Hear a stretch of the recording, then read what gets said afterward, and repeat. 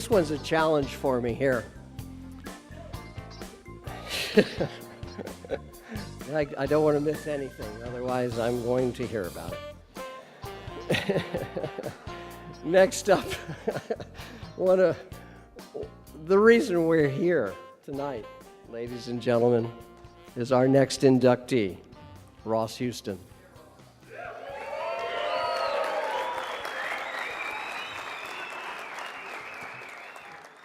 Ross started surfing in South Beach, Miami in 1967 when he was a sophomore at the University of Miami.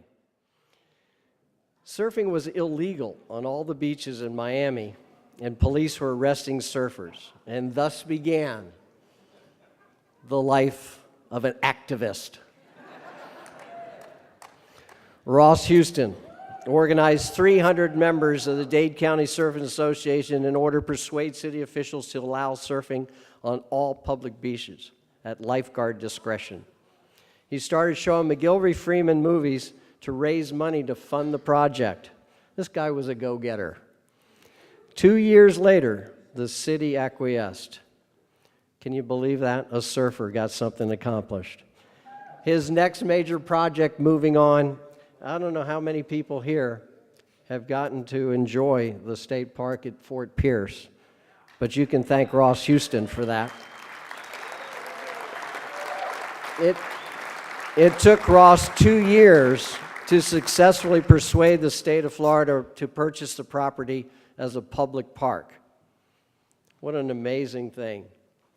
That's news to me. I thank Ross Houston because I've surfed a lot of waves at Fort Pierce. He went to New York University in the early 70s, got an MBA in accounting, and practiced accounting in Miami for 3 years. So you know why he's really up to date on his billing and things. At the same time, he became the director of beach access and preservation for the ESA. In 1975, he took a 6-week surfing vacation with the Whitman family to Bali. How many people went to Bali in the 70s in this room? We've got, okay, I see 3 or 4 hands, so 5, 6, okay. Less than 10. What a pioneer. And because of that trip to Bali in the Far East, he got fired as an accountant. Lucky us. Because guess what? In that next year, he started Surf Expo.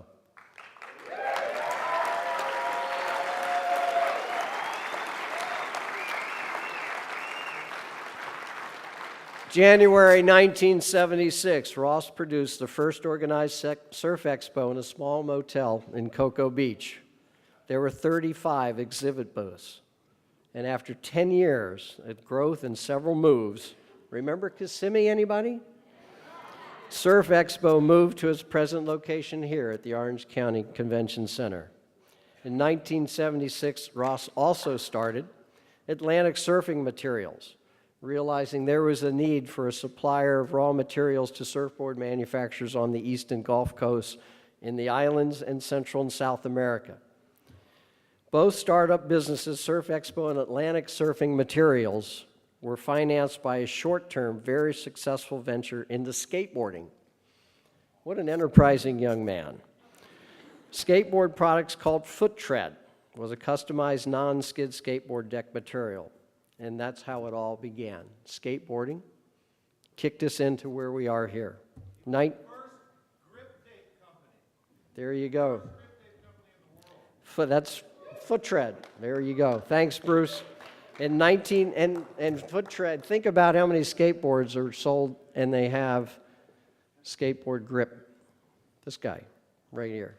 1988, he sold Surf Expo in order to continue to devote full-time and attention to the surfboard industry with his Atlantic Surfing Materials.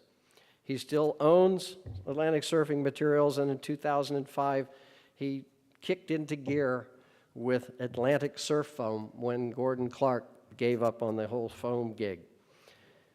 And his greatest accomplishment in life was meeting his wife, Jeannie, in Miami in 1975.